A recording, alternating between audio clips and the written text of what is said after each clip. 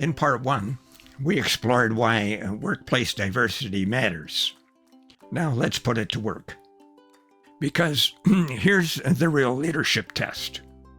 What will you do differently on Monday morning?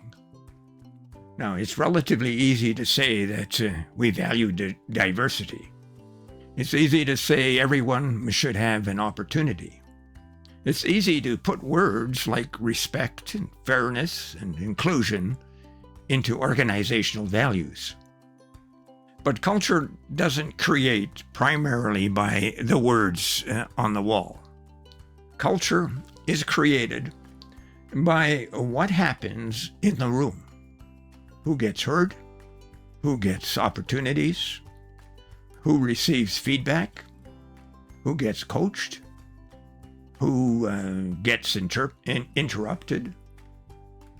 Who is trusted with responsibility? Who feels safe enough to disagree? And who quietly decides that speaking up isn't worth the risk? Now, these are leadership questions we need to ask ourselves. Now, welcome back to Coaching Talks, folks. Before our coffee break, I introduced 4 practical leadership behaviors: invite, listen, enable, and account. Now, we're going to turn them into action. But before we get to that, I ask you to think about one person whose potential you may not be fully seeing. Do you have someone in mind? Perhaps it's the quiet employee, the newer employee, the experienced worker who doesn't promote themselves. Maybe it's the remote team member who disappears into the background during meetings. Or the younger employee who has ideas but little organizational influence. Or perhaps someone who simply thinks differently than you do. Now ask, what would happen if I deliberately created an opportunity to hear more from this person? Notice the wording, it's not what can I do for this person, but what contribution might already be there that I haven't created enough room to discover? Now that's a very different leadership question. It recognizes that inclusion isn't simply an act of generosity. It can also be an act of organizational intelligence.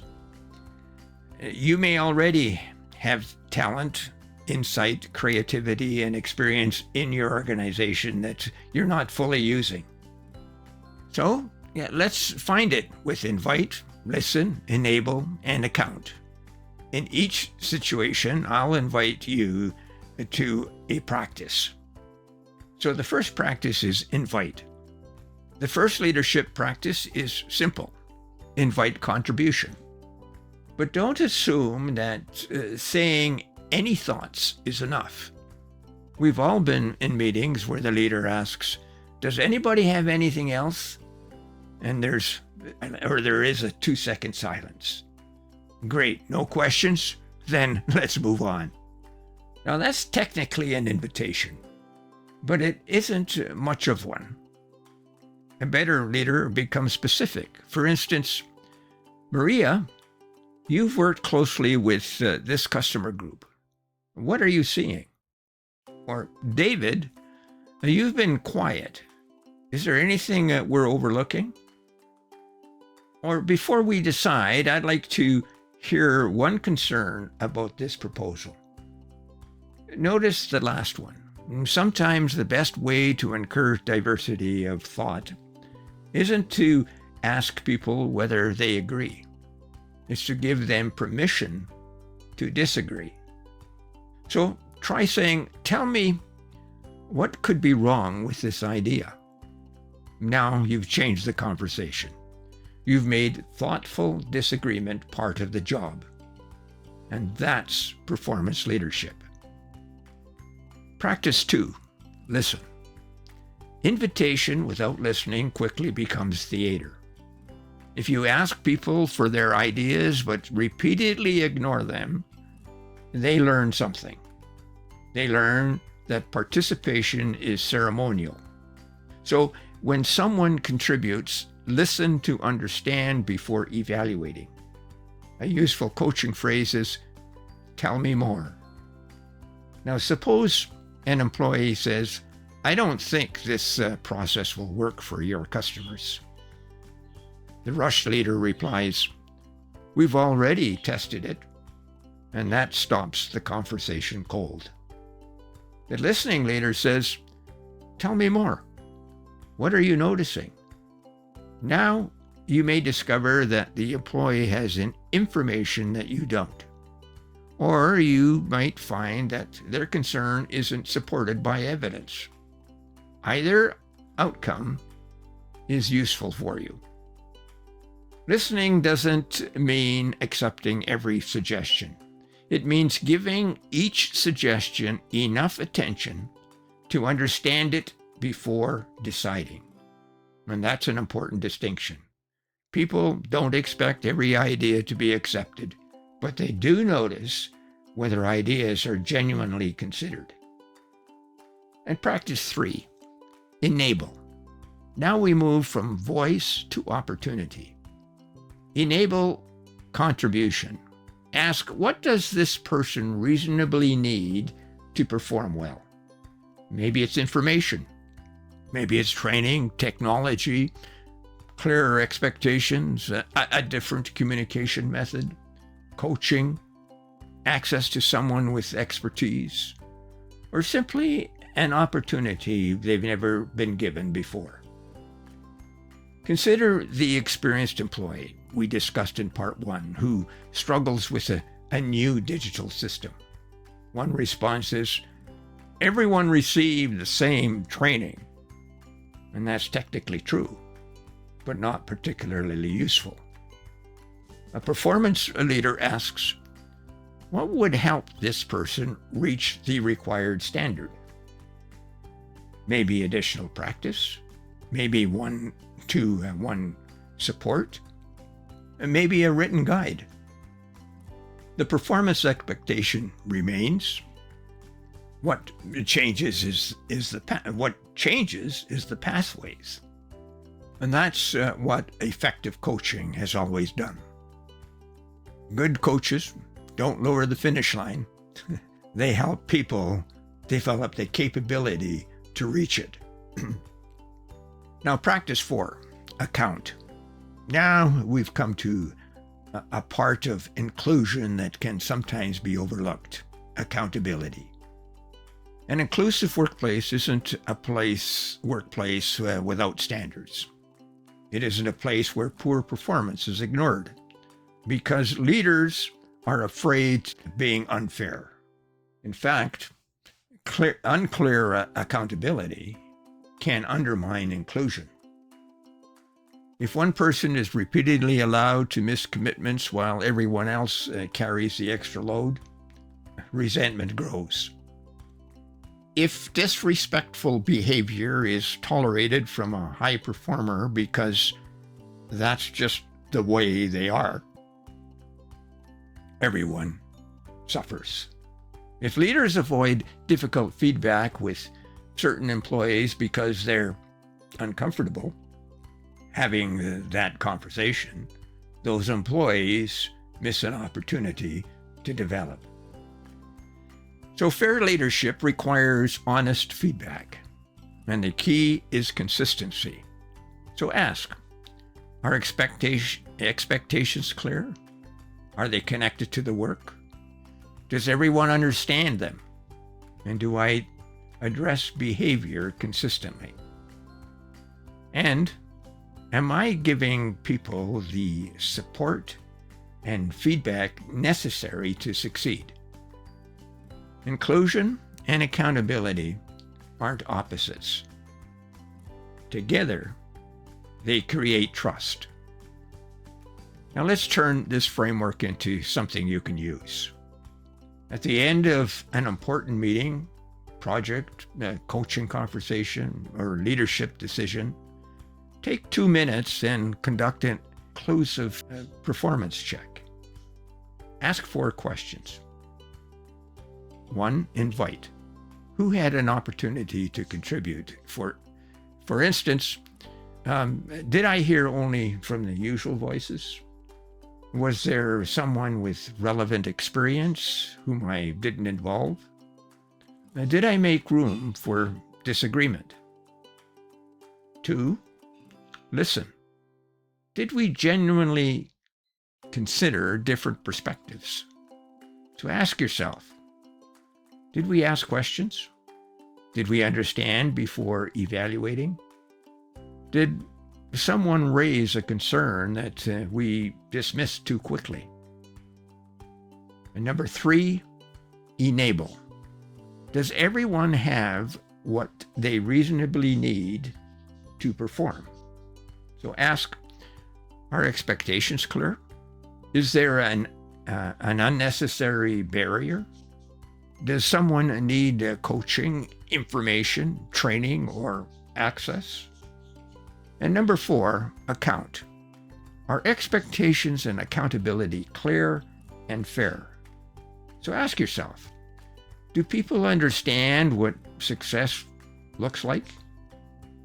Will we follow up? Are we holding everyone, including ourselves, to appropriate standards? 4 questions. Who had an opportunity to contribute? Did we genuinely consider different perspectives? Does everyone have what they reasonably need to perform? Are expectations and accountability clear and fair? Now, this takes 2 minutes. And from my perspective, that's quite manageable. And if leaders consistently ask them, they begin to change the culture. Now, let's see what this looks like. Imagine your team is planning to launch a new service. The discussion moves quickly. 2 experienced employees strongly support the plan. Most people nod. 1 newer employee looks uncertain. And the leader notices and uses the invite, listen, enable, and account formula. She invites, Alex, you look like you may be seeing something differently. What's on your mind? Alex hesitates and then says, I think we're assuming customers understand this process better than they actually do. Now, move to the next step. Listen. Instead of defending the plan, the leader asks, tell me more. And Alex explains several customer interactions where people were confused by terminology the internal team considered way too obvious. And now, enable. The team asks Alex to work with another employee to review the customer instructions from a beginner's perspective. And then, account.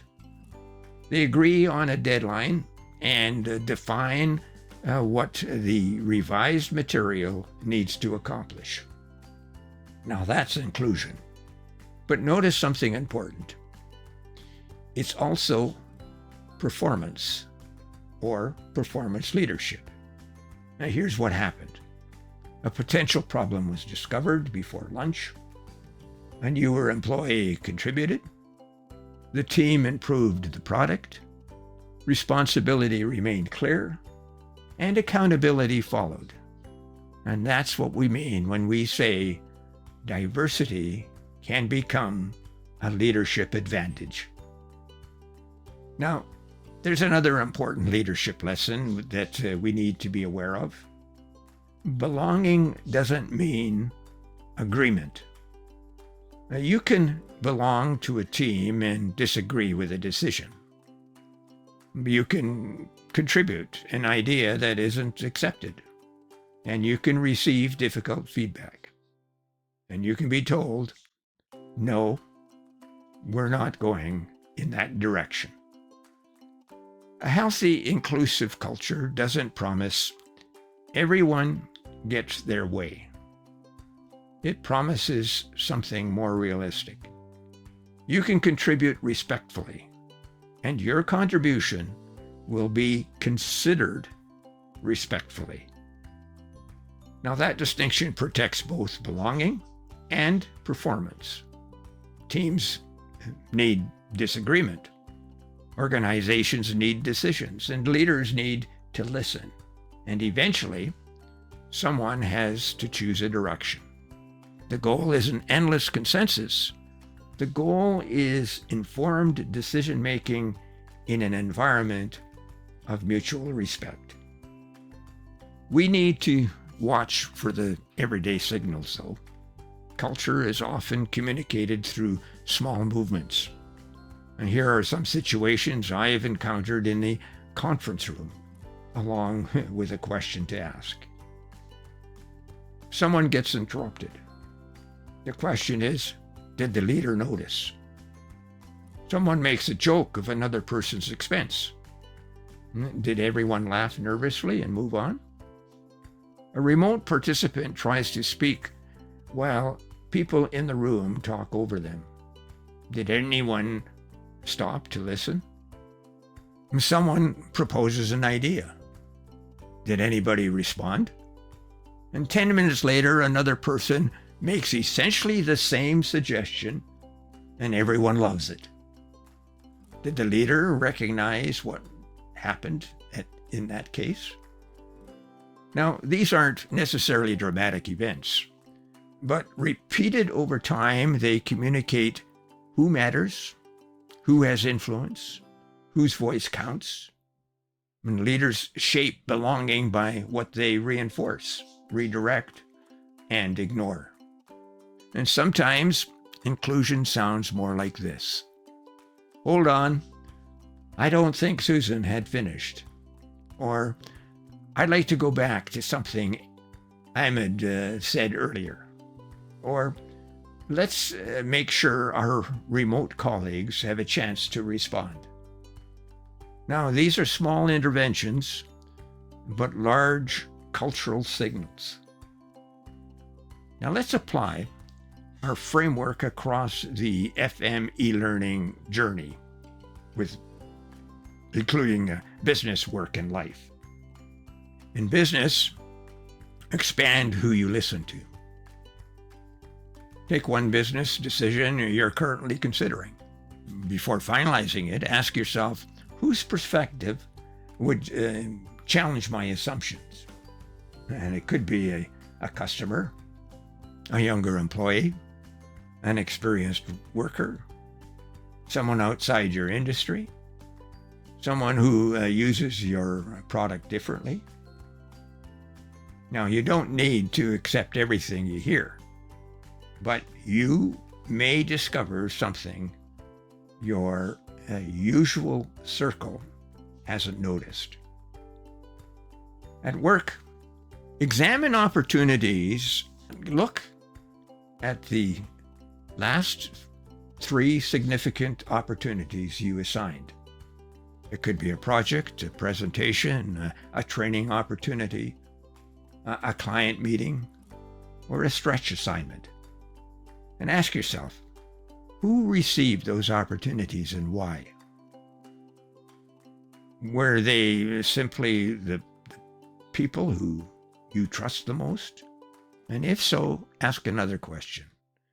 Who could become trusted if I give them an opportunity to grow? Leadership isn't only recognizing proven talent, it's developing potential. And in life, practice listening without preparing your reply. Now, here's a surprisingly difficult exercise. Have one conversation this week in which your primary goal isn't to convince, it's to understand.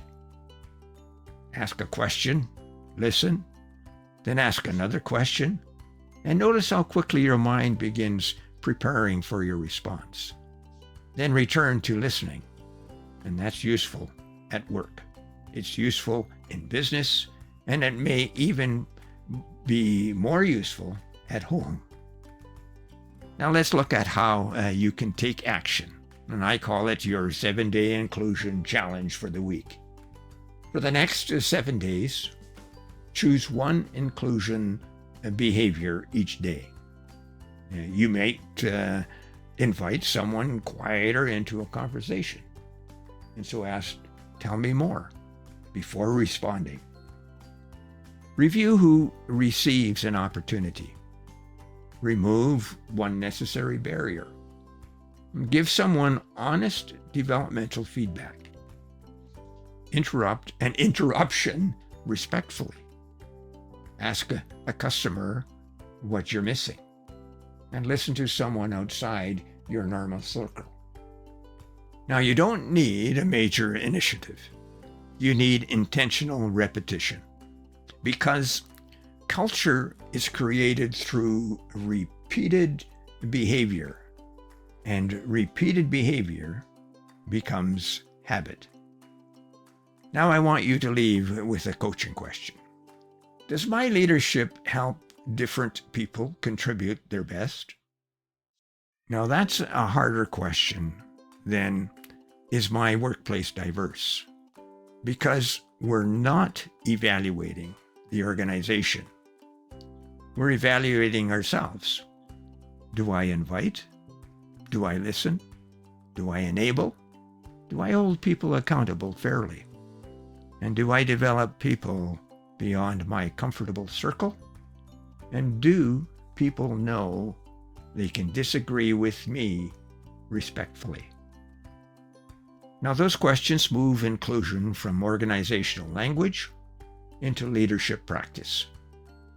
And that's where change becomes possible. And now, for our learning lens for this episode. Keep this idea in mind.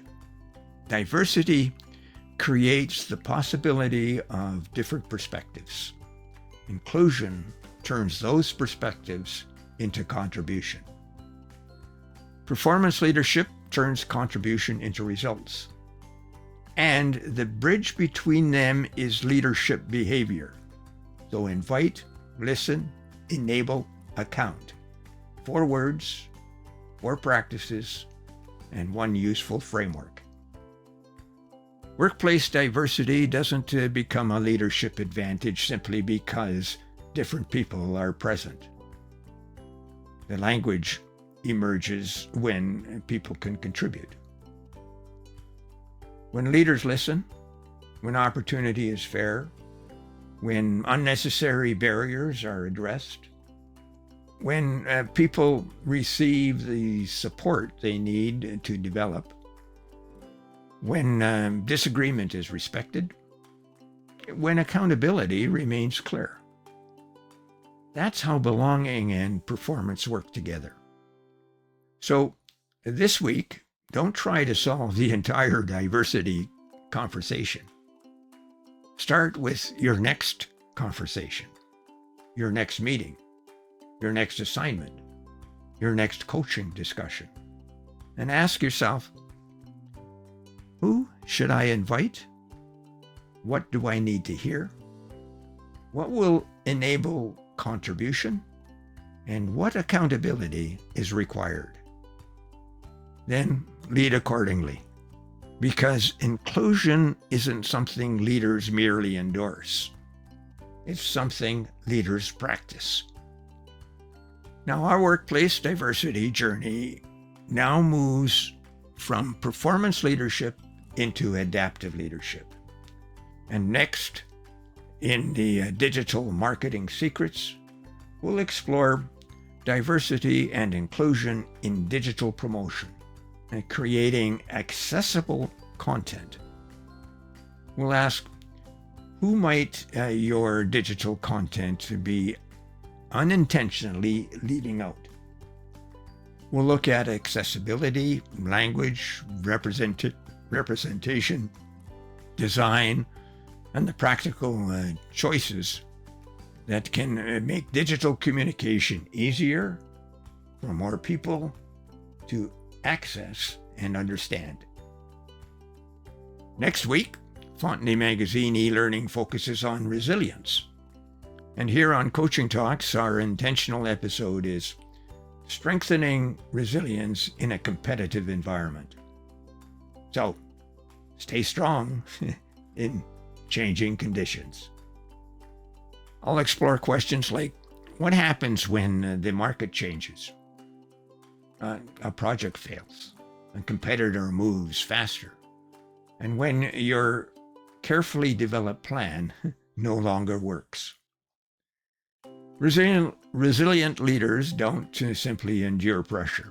They learn how to recover, adapt, and continue moving forward without losing sight of purpose. And that's where we'll go next week. Until then, remember, invite, listen, enable, account. Create space for people to contribute, keep expectations clear, develop potential whenever you find it, and keep coaching. Because sometimes the person who changes the team's performance is the one we finally gave an opportunity to be heard. Now, I'm Richard Fontanie, signing off. See you on Friday for Digital Marketing Secrets. Bye now.